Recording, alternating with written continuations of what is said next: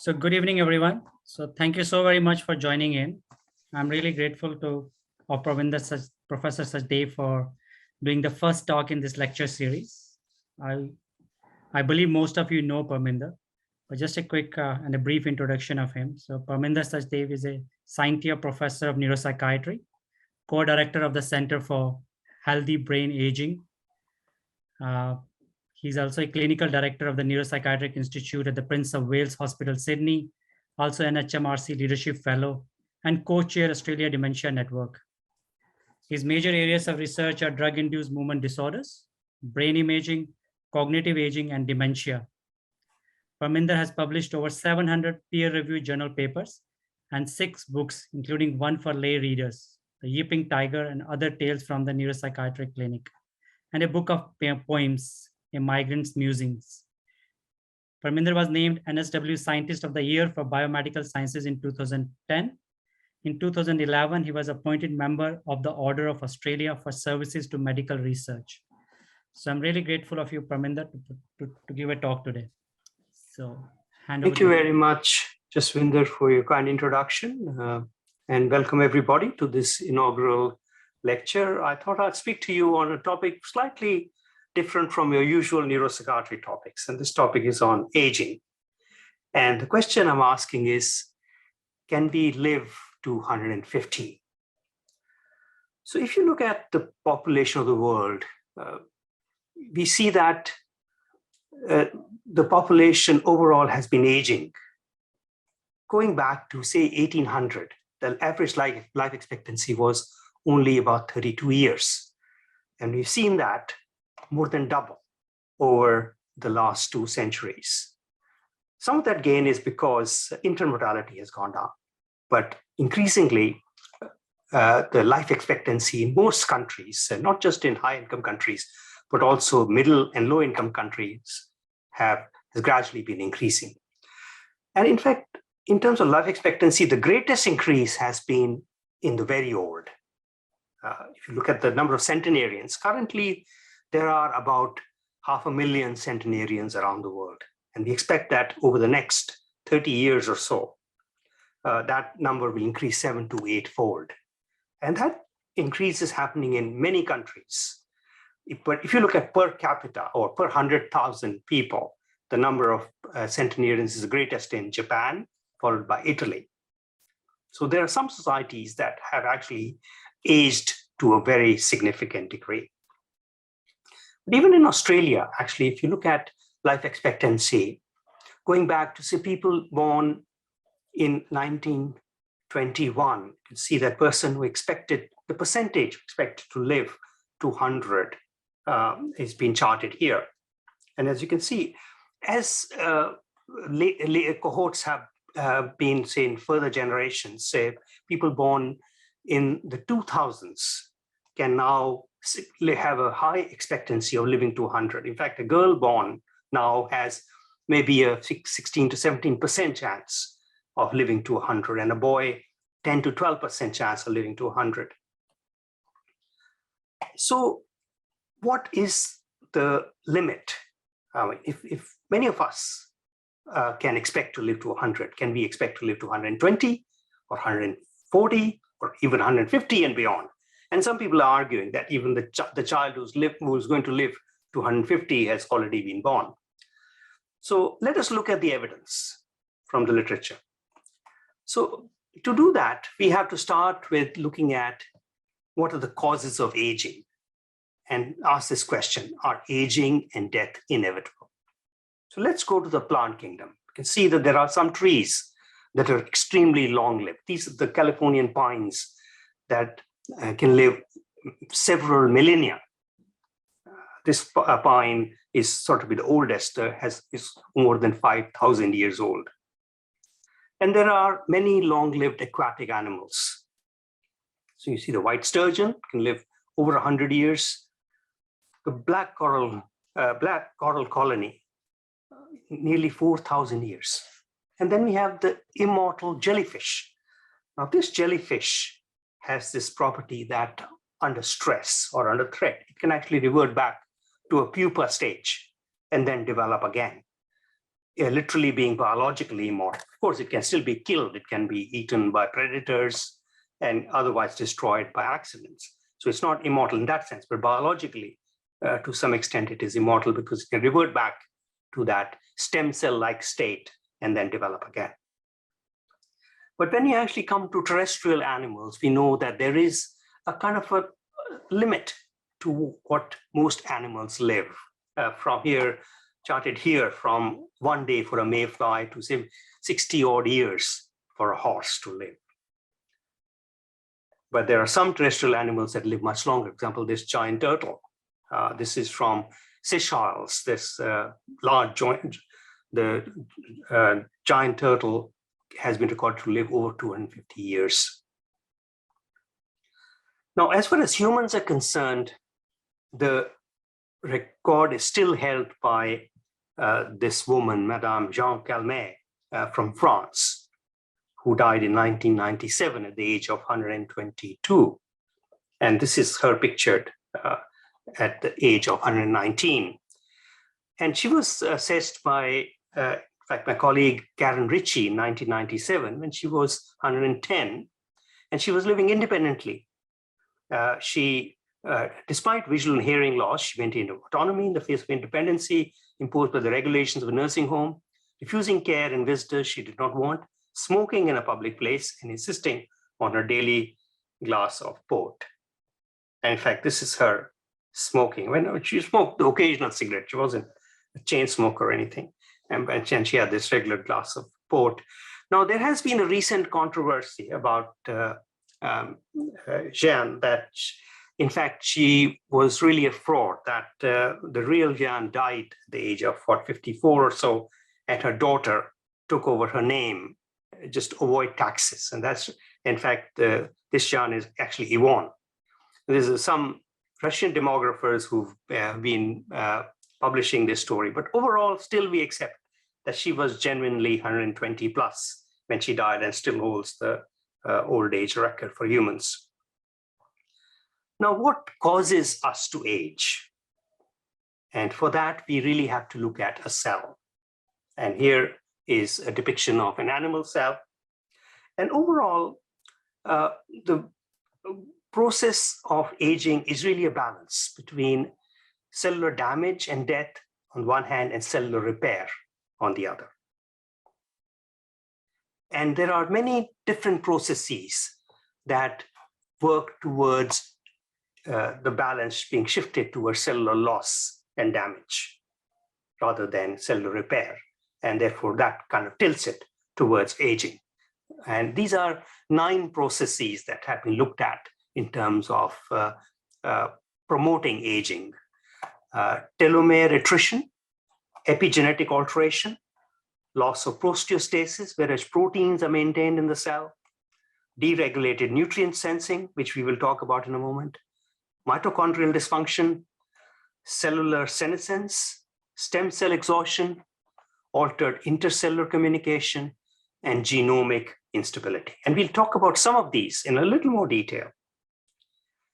Now, let's look at DNA. Now, we know that DNA maintenance is important for a cell to be able to be healthy, and then, of course, also to be able to replicate truly. And in fact, damaged DNA is bad for the body because those cells can sometimes go out of control and cause cancer or may become dysfunctional. And there are many reasons why DNA damage can occur because of exposure to cellular metabolism, radiation, ultraviolet light, chemicals, etc., etc. And the body has repair mechanisms by which DNA can be repaired. And those are very important because if DNA repair is not appropriate, then cancer can develop. And in fact, loss of some of the enzymes involved in DNA repair is one reason why we have some of the progeria syndromes. The syndromes of accelerated aging are often related to deficits in DNA repair mechanisms. And if DNA repair doesn't occur, in some cases, the body has a system of cell death, of self-timed cell death. It's called apoptosis. Now, you probably also heard of the oxidative stress theory of aging. We know that a number of different processes in the body lead to the production of these free radicals, which are called highly active radicals such as hydrogen peroxide and nitrous oxide that actually can cause damage to lipids, DNA, proteins, etc. And there are many reasons why these radicals are formed in the body, due to respiration, due to metabolism, due to glutathione, due to metals, etc. And the body, again, has systems of dealing with free radicals. There are actually free radical scavengers that are endogenous to the body. And they take care of much of this, but still some damage does occur. And free radical theory has been one major theory in terms of the aging process. Then, of course, you probably have heard of telomeres as well. Now, these are at the ends of chromosomes, and they're really responsible for maintaining the integrity of the chromosome during cell division. And what happens is that with repeated division, the length of these telomeres goes down to a point when they're so small that further division actually leads to disruption, and therefore mitosis is affected. And the body has an enzyme called telomerase, which is responsible for the maintenance of the telomeres. But still, with aging, telomere length does go down. And telomere length can also be affected by certain diseases. Even severe depression has been suggested to affect telomere length. Then, of course, also it has been shown that even though human cells divide, and that's really what is responsible for growth and also for repair, but there is a certain limit to which cells can divide faithfully, after which cell division stops to some extent. And this was suggested by Hayflick, and it's called the Hayflick limit. And he said that this was responsible for limits to human longevity, because after a certain amount of cell division, cells reach a level of senescence. They no longer divide, they sit there, and they may actually be responsible for inflammation, for other aspects of dysfunction. In humans, this Hayflick limit was put at between 40 and 60, with a mean figure of 52. It varies in different animals. And to some extent, Hayflick showed that it related to the longevity of each of these species.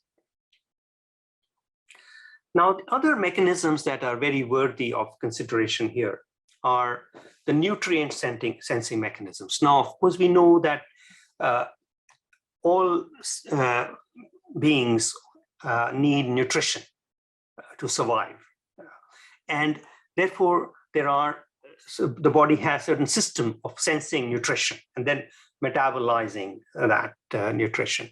And because for all animals, there are periods of scarcity and periods of plenty through evolution. That has been the case. Of course, now we reach a stage in humans that we don't see that scarcity as much.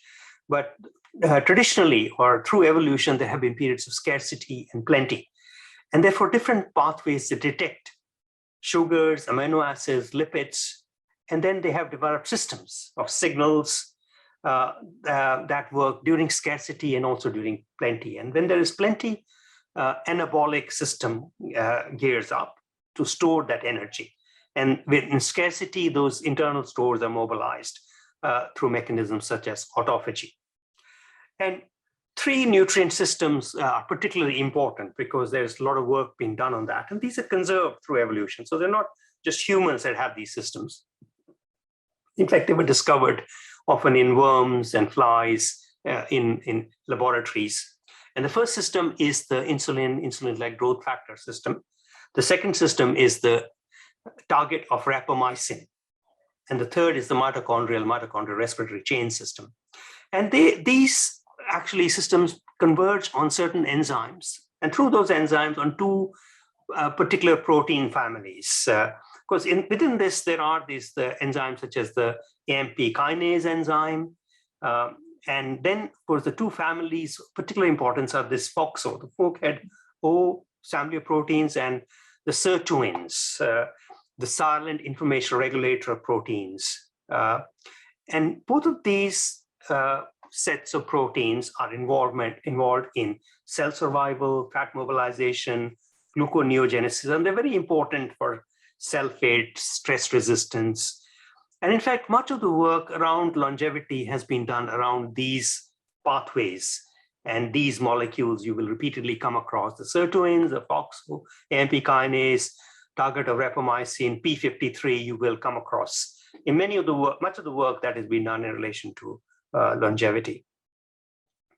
And for example, I'll give you this example. As you know, caloric restriction has been one of the major strategies people have used in trying to look at longevity. And this was shown several decades ago, that actually restricting the amount of calories that are fed to, say, a laboratory mouse led to increase in lifespan of that mouse. It was shown that this was due to signaling reduction in the insulin-like growth factor pathway, reduction in that, and also blocking of this mammalian target of rapamycin pathway and through the FOXO pathway. Therefore, it was because these pathways are important in the aging process. So actually, it was through these.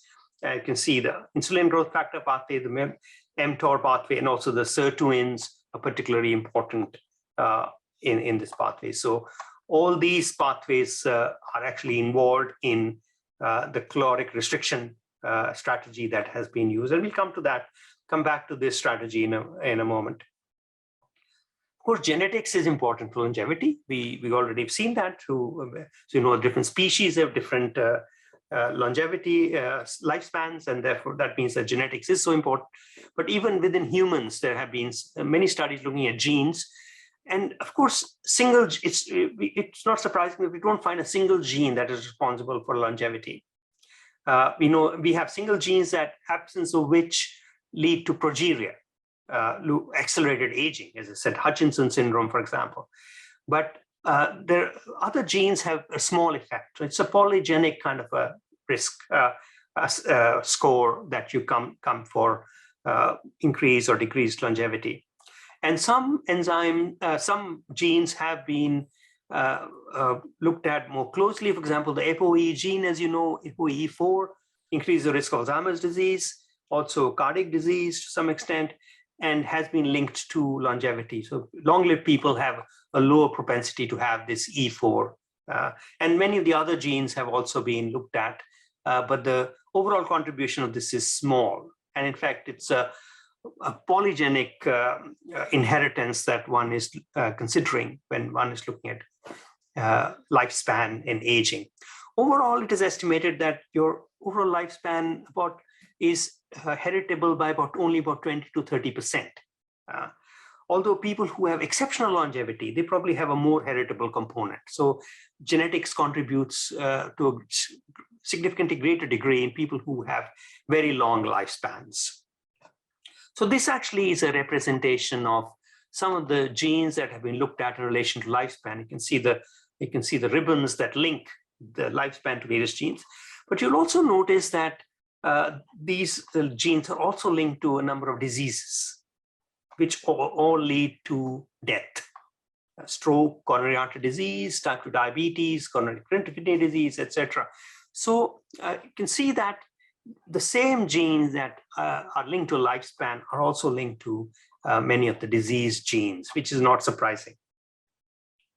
And in fact, one strategy people have used is to look at diseases and see how they relate to parental longevity. If you think that if parental longevity is kind of a measure of your inheritance, of your genetics for longevity, and we try to see, is that linked to your propensity for certain diseases? And yes, it does seem that parental lifespan is linked to 2 asterisks. It certainly means that it's significant after correction for multiple comparisons. So it's linked to stroke risk, coronary artery disease risk, type 2 diabetes risk, osteoarthritis risk, and Alzheimer's disease risk, breast cancer risk. So certainly these longevity genes seem to be related to these diseases as well. Then in addition to genetics, epigenetics is important. And as you know, epigenetics are changes that occur in the DNA that are not inherited, but they do influence the expression of these genes. And this is like methylation of DNA. And epigenetics is important in all species, and one dramatic instance of this is the honeybee. And as you know, the honeybee lays thousands of eggs, and some of these eggs turn into drones, some turn into worker bees, and only a few, and eventually maybe one, into a queen bee. Now, the queen bee lives for 2 years, maybe 3, 4, 5 years. The drone lives only to mate with the queen and then dies after mating. And the worker bee lives for several weeks. Now, genetically, they are the same, but it's basically the epigenetic change that determines not only the morphology to some extent, but also the lifespan and the behavior of these bees within the hive. Basically, by a certain egg becomes a queen bee, depend on what they fed. They fed what is called the royal jelly for a much longer period of time than the worker bees or the drones. And that's a dramatic instance of epigenetic working. But in humans, epigenetics is important for longevity as well. In fact, through our methylation rates change as we age, and the status of methylation of certain genes actually can tell us how old we are. And that has been called the epigenetic clock or the biological clock. And in fact, it relates reasonably well to the chronological clock.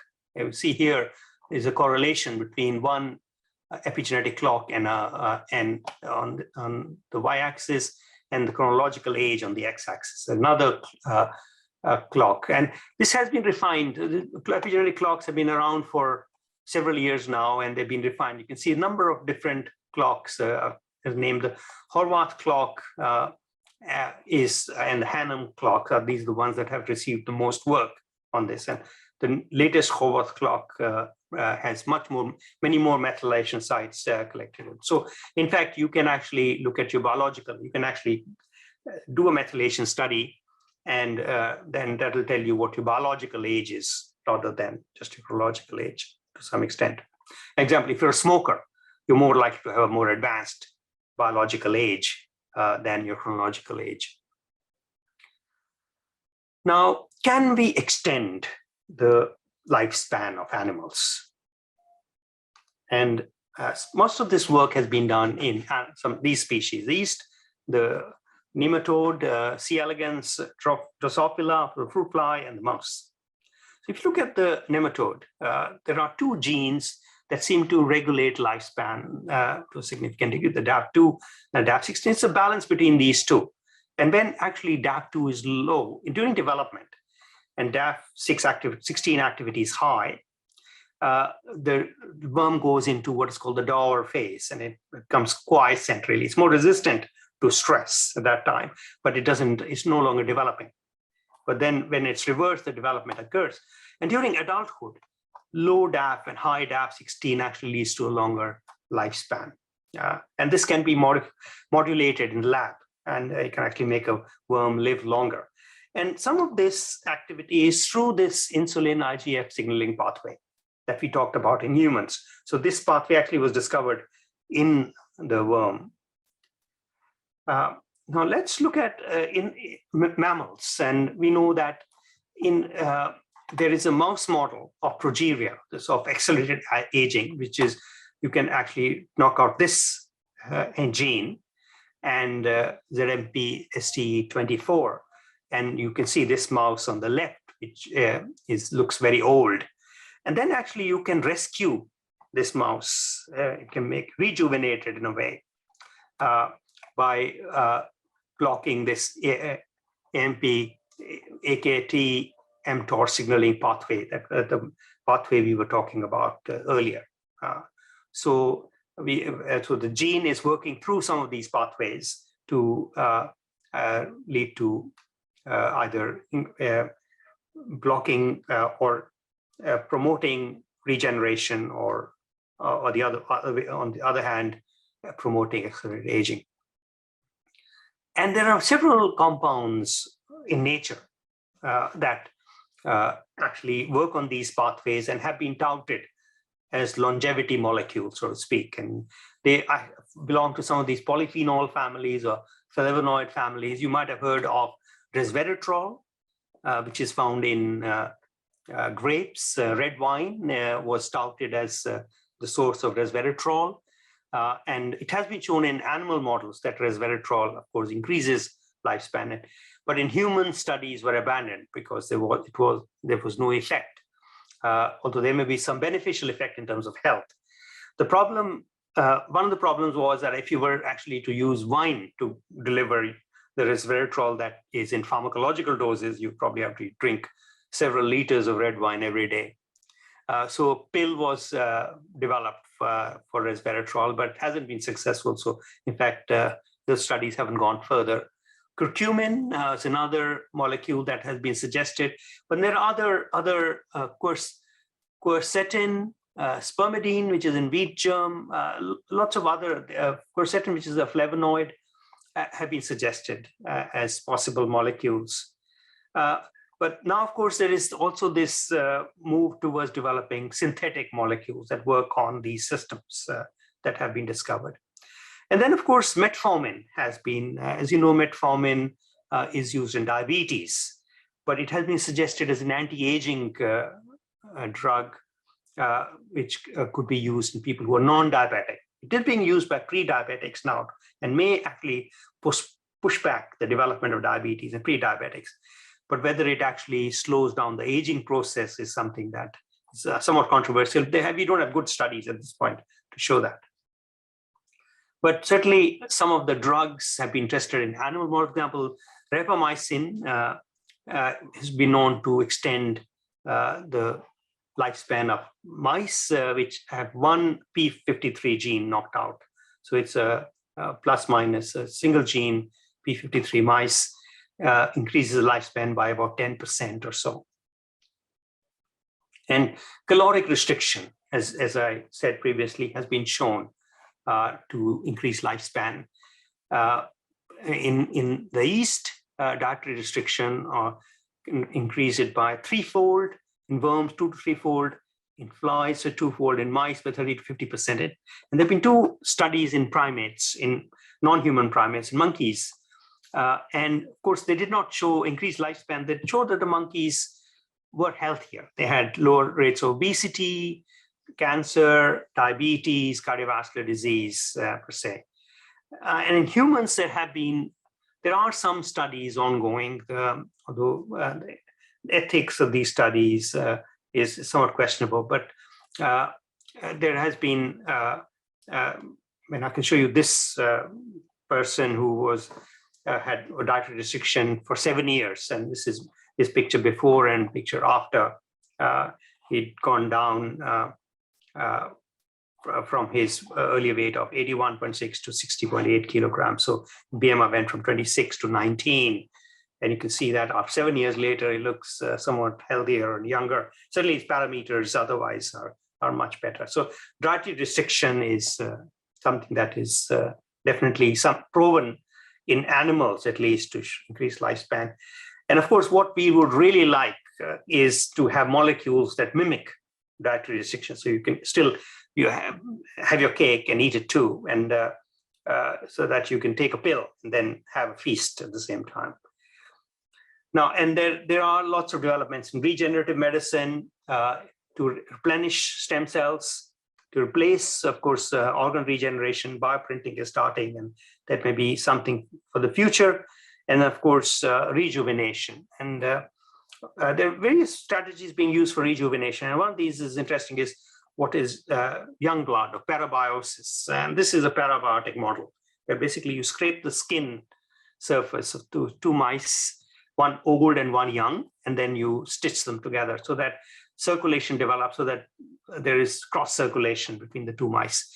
And you can see that as a consequence, the old mouse rejuvenates and the younger mouse looks older. There is something being exchanged. And the idea is, of course, we wouldn't be doing this to humans, hopefully, But there are experiments happening where young blood is being transfused into older people. In fact, there are studies also in Alzheimer's disease where young blood is being used as treatment for Alzheimer's disease. I think ethically questionable at this point, and the study is very small, and we don't have good data to show what it's done. But the challenge is to find out why and what is being exchanged. And there are various possible targets for this as listed here. So eventually we could, instead of exchanging blood, we could actually look at the particular active molecules that can possibly be transfused for this purpose. And then, of course, there is strategy of looking at cell senescence. As you know, as I said earlier, after a certain degree of division, cells stop dividing, and they are said to have reached a senescent stage. And they sometimes sit there quietly. They may have a role to play, but often they produce inflammation in the system. And it's important to get rid of senescent cells. And there's an immune system in the body that tries to target senescent cells. But we could accelerate that. There are strategies to accelerate. And this is one strategy that was used in mice because it is shown that this combination of FOXO4 and P53 was important for senescence. So if you could block FOXO4 with this FOXO4 DRI, you could actually lead to apoptosis of this senescent cell, and therefore rejuvenation of the animal. And this has been shown certainly animal model, and there are some senolytic strategies being developed for humans as well. So senolytics is something that you will come across quite a lot. So will longevity continue to increase as we go forward? And so we go back to this old law that was put forward by comprise in the 19th century. He said that there was an exponential increase in death rates with age. So between 30 and 80, as you grow older, your likelihood of dying keeps on increasing. So eventually you're going to die. In any case, all of us are going to die. There's some suggestion that at advanced rate, this law no longer operates. The rates slow down a bit, but that is somewhat controversial. So is it that we can slow down we can bend this curve so that we don't have this exponential increase in death rate as we grow older? We may be able to push the lifespan further. So has it happened? So let's look at a lifespan over the last century, for example. And you see that life expectancy has been increasing for both women and for men. Of course, for women, it's always been higher. And the rate of change differs at different ages. The rate of change has been greatest for the older people. The older people have been living longer over this century, but reaches a point about 100 years. After that, that increase is no longer there, really. So it seems to plateau, that increase that we're seeing, that more and more older people are living longer and longer. But then that after the age of 100, it seems to peter out. And there is that limit of 110, 120, that you don't seem to be seeing that being surpassed. So if you look at the number of people, for example, who were super centenarians. The super centenarians are people living beyond 110. So looking at over the last 50 years or so, you can see the number of super centenarians. The slight increase, but not a substantial, not in a statistically significant increase. And then, of course, you see that then last 20, 30 years, there hasn't been an increase. It's like the slight increase, if you believe that curve, but it's not a statistically significant change. And there are some outliers. Jean Calmet sits here, 122, and then there's someone 119. And then after that, it's less, it's 116 and less, really, most people. And if you look at number of people who died after the age of 115 or 115 plus, the number, no, it's not steadily going up, as we saw with lifespan. So if you look at the mean age, really, average age at death of 110 plus people, it seems to be staying the same over the last 50 years or so. So we're not seeing the same trend. And that data was from four countries, from France, Japan, UK, and US. If you look at worldwide data, and the Gerontology Research Group maintains worldwide data on centenarians, on super centenarians. And you can see the numbers here also. These are birth cohorts. So they're born 1860. So there'll be 100 in the 1960s or so. So you can see that number slight increase, but not really a substantial increase. And then, of course, a plateauing here. So we haven't been seeing that kind of increase, and no one is kind of, we're not seeing more and more people going above 120, which is what we would have otherwise expected if lifespan was increasing. So it seems that we, even though overall everyone's living longer, but they're still striking this hill at the end, this block. And more recently, there's a group in Germany that looked at it differently. They said, okay, let's look at resilience. Now, resilience is a feature of longevity. So people who live long are more resilient, and older people become frail. And frailty basically means that if something happens to you, you do not bounce back as quickly. Now, young people, they become sick, they bounce back very quickly. But older people, older person who breaks a bone takes much longer. Older person who has a surgery takes much longer to recover than a younger person. And that's frailty. And that frailty keeps on increasing. And it affects all organs of the body. It's not just one or two or three. It's not just the brain, for example, that develops Alzheimer's disease. All organs of the body actually become frail. So they actually looked at two indicators. They looked at the full blood count, in which they looked at the ratio of leukocytes to neutrophils, and looked at steps per day, the amount of walking a person was doing through the day. And they looked at longevity, parental longevity. This is the UK Biobank data. And then they also had another very large data set from the United States. And then they came up with what they call the dynamic organism state indicator. It basically looked at how dynamic that organism was, really. And from that, they tried to look at what fraction of the population was frail. And they showed that this frailty kept on increasing with your age in a linear fashion.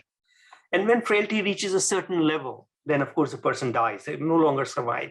And that is independent of disease, really. I think that's the important thing, that it often, young people die because of accidents, of suicides, and sometimes cancer, etc. Older people die earlier because they have a disease. They may have a heart attack, they have a stroke, etc. But if you don't have a disease, will you still die? And this data is showing that yes, the frailty will kill you, because frailty essentially it's an equilibrium, really, with the stresses of life there will be, and that point is reached when your equilibrium cannot be maintained and you will die. And this they showed it in a schematic 3D fashion. If you look at the dynamic state indicator and then age over this, they look at this plane, that this is a stable plane at A. And then you have fluctuations through life. You have perturbations, but you come back, perturbations. But then you reach a stage of unstable plane when the perturbation is so large that you're not able to recover and you die. And that really is again in that they said, okay, the limit of that would be between 120 and 50. That is their calculation from mathematical calculation, because it's a very complex mathematical analysis led by a physicist and a mathematician rather than a biological scientist. So I couldn't fully understand the mathematics, but I refer you to this paper, Nature Communications, came out this year on this dynamic organism state indicator. Again, coming to the same figure, that we're reaching this limit of 120, and to cross that, we're going to need big breakthroughs, which we don't have currently. We're working on, but we don't have currently. And that's really, I think, the challenge, and that's what I'm trying to conclude in my talk. But the other thing I want to say is that it's not just about increasing lifespan. What we want to do is increase the health span. What has happened is that we've increased the lifespan of individuals, but we haven't actually narrowed the gap between the lifespan and the health. So people still living a long period of time in unhealthy state. So this is a diagrammatic representation. Say, this is your birth point, and the death point. And this is when illness starts. So you live a certain amount of your life in an unhealthy state.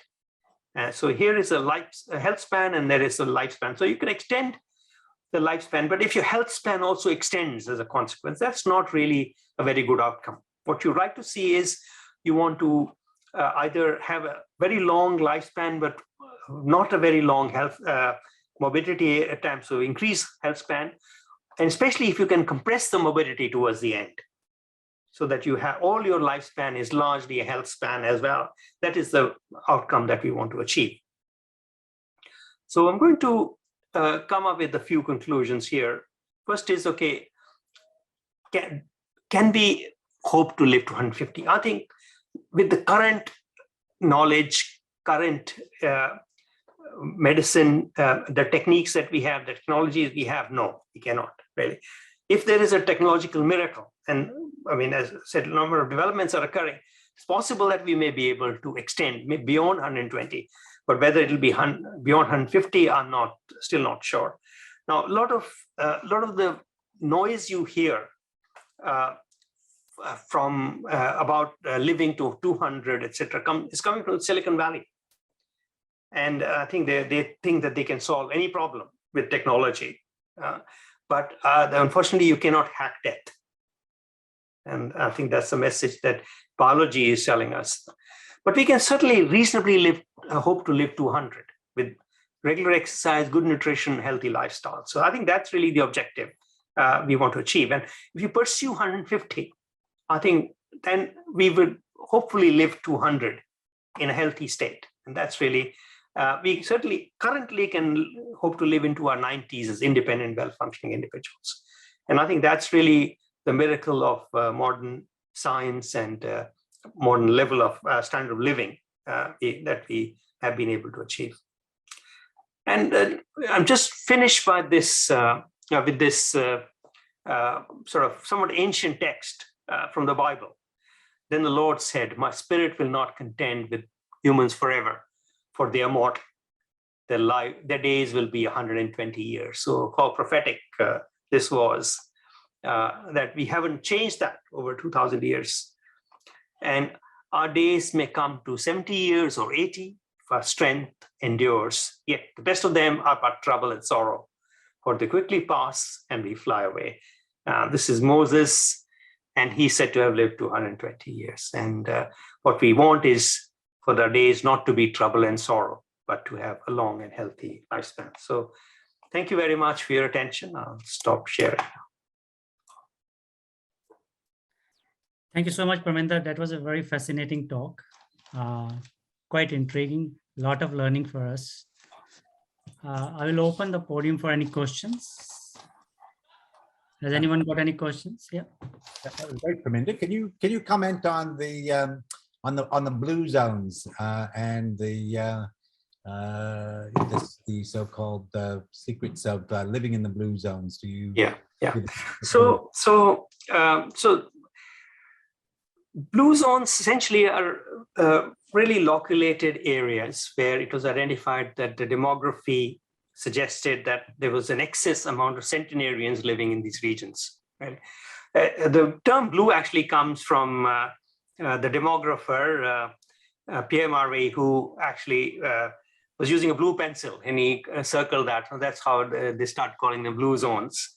It started with Sardinia, and then they identified, of course, Okinawa had been identified previously as one possibility, and then another was a Greek island, Icaria, and then one place in South America as well. The 4 blue zones identified. Some others have been added to some extent.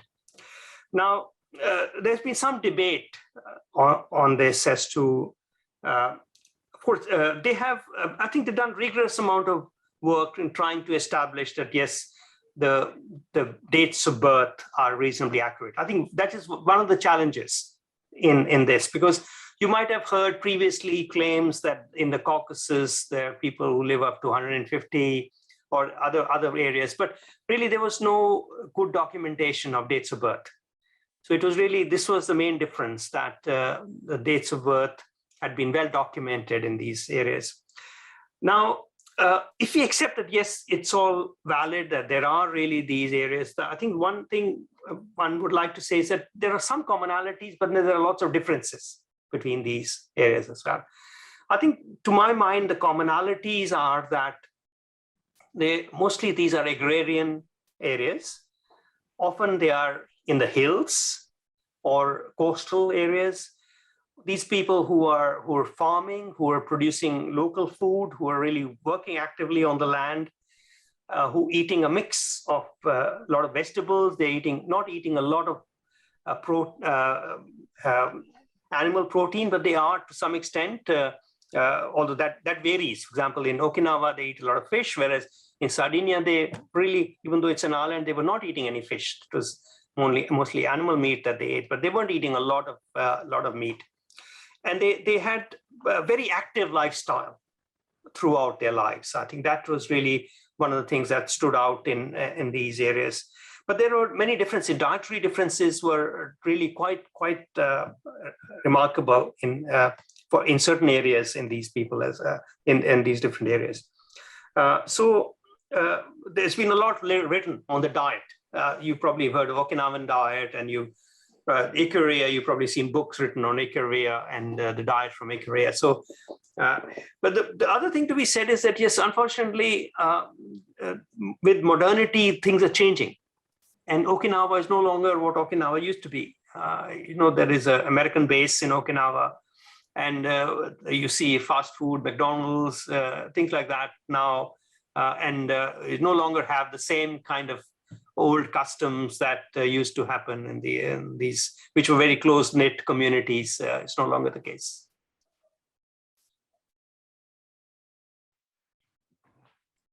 So Antonio has got a question. Hi. Thanks, Hi. Jazz. Thanks for organizing this meeting as well. And of course, it's always a pleasure to listen to Professor Sachdev. Prof, thanks for a lovely topic. Obviously, it makes it's a pleasurable topic because everybody wants to live long. It's a really nice topic you chose. My question was, I have two questions, of course. One is, has there been any experiment around selectively looking at those genetic pools which have longevity and then mating them? This is humans I'm talking about, where you look at genetic modifying, but also selectively mating, two people with longevity within their sort of genetic, and seeing what's the outcome. I'm not sure. It must, but you'll be the best person to answer. But the second one is, obviously, if you had the money, which part of this would you actually think the investment should be in? Among all these, different things that you presented, Professor. Thanks. It's good questions, very good questions. Now, firstly, thankfully, no one has done eugenic studies in this area, but certainly there is heritability of longevity. There's good evidence for that. We know it runs in families. We actually when we look at centenarians, we find that their family members often are long-lived as well.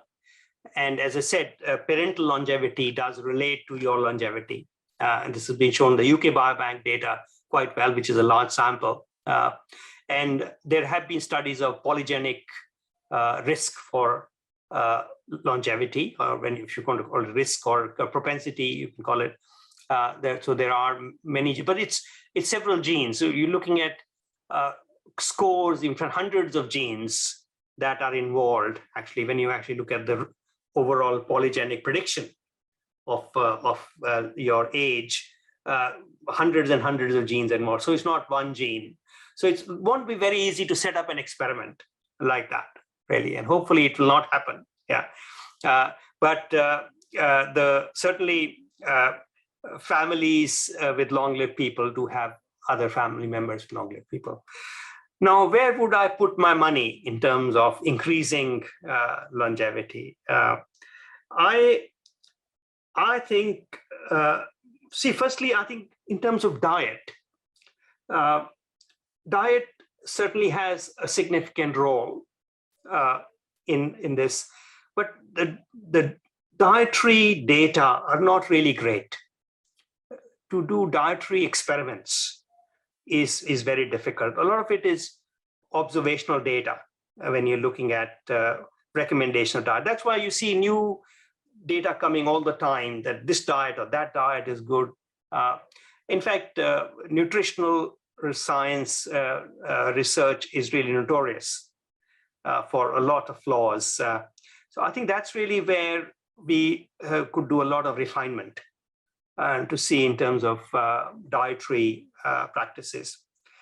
The other thing is, of course, I think behavioral change, where you want to put, if you want to produce population level change, it's bad behavior of people.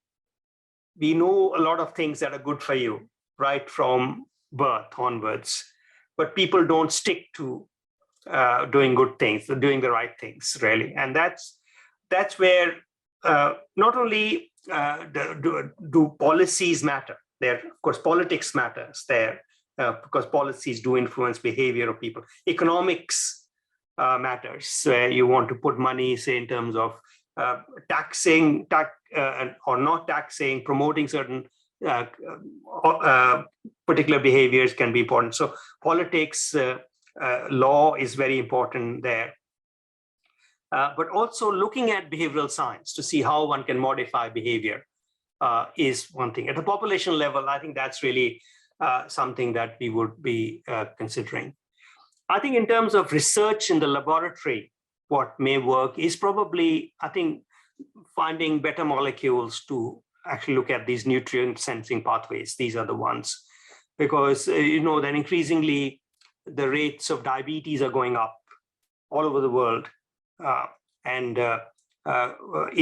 we may, in fact, the gains that we have had in longevity may actually have peaked, and we may start losing those gains in the next generation or two because of obesity in children, diabetes coming up. So I think we have to prevent obesity, and we need better nutrition, we need better policies, etc. for that. You need better exercise, better strategies, urban planning, all those things need to happen to improve that. But at the same time, I think in terms of laboratory research is probably these nutrient sensing molecules we may be able to modify that may have a role to play, I think. And I wouldn't put too much money on genetics, epigenetics. I think that's a tall order in this space. And also, I think transfusions of young blood and things like that, it's really on senolytic therapies and all may have a role some cases, but I think at a population level that may not work, right? So that's a kind of a longish answer to your question. You know.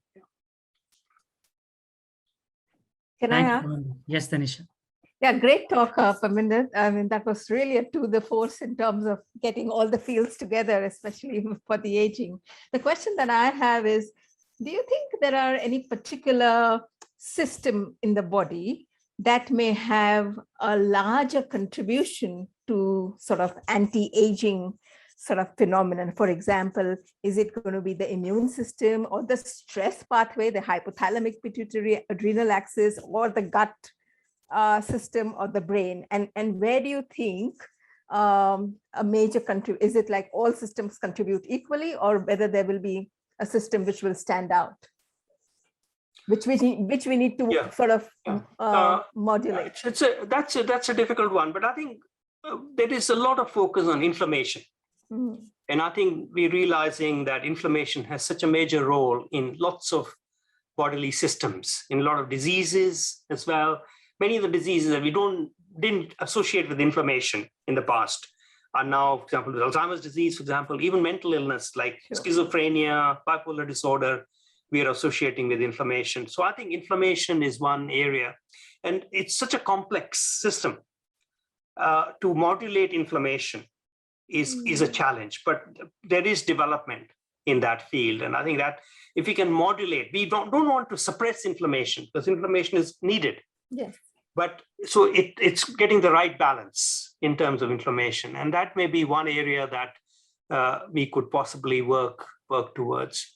I think we've been disappointed. There was at one stage we thought that in terms of oxidative stress, and free radicals, maybe that would be the answer for many things. So there were a lot of antioxidants being pushed, as you know, but none of them has borne out really in practice, like vitamin E, and no one pushes vitamin E now. I think it may in fact not be so good for you to take vitamin E.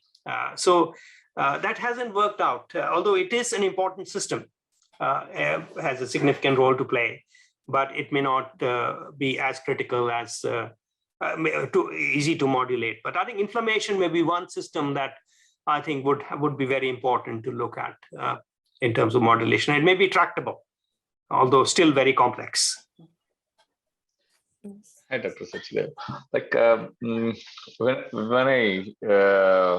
when I was going through the slides you put through, there is one part of the talk where you spoke about food restriction and longevity. I was wondering, has there any studies done in polar bears where they go into hibernation and the longevity of life? Did that help in extending their lifetime, especially where polar bears go into hibernation, and especially this becomes very pertinent to the space travel that we are talking these days that's a new talk in the talk kind of stuff. Like space travel that's a good thought. It's a good thought, so, but I don't know whether I'm not aware of anyone having looked at that. But I see what happens with, say, polar bears or bears, say even other bears really who that hibernate in the northern hemisphere.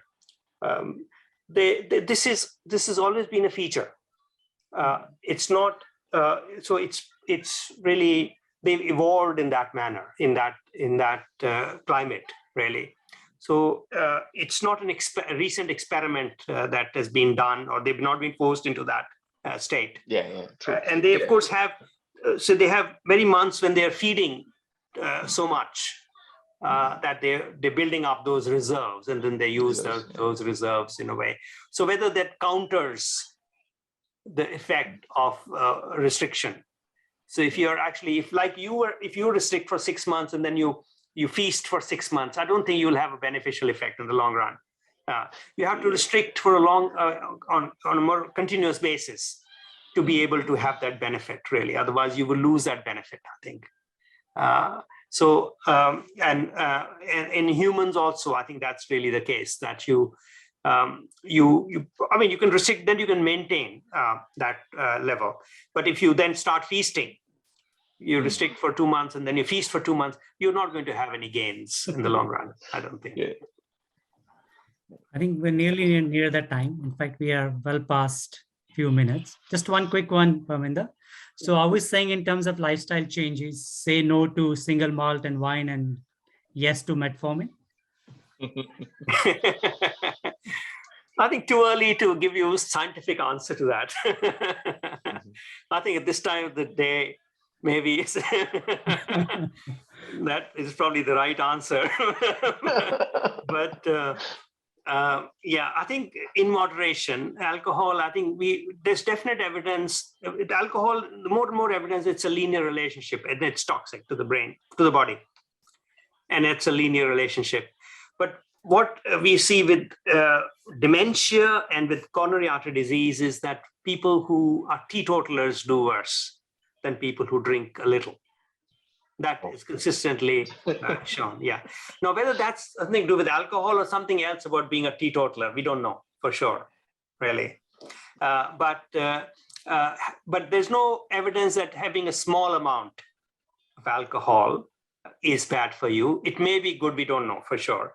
But there's no good evidence that it's bad for you. So that's okay. But I would say not more than, for a man, no more than 2 standard drinks, 20 ml of alcohol per day on the average, but with some lean days, no alcohol on some days. For a woman, just 1 drink. I think that's what we recommend.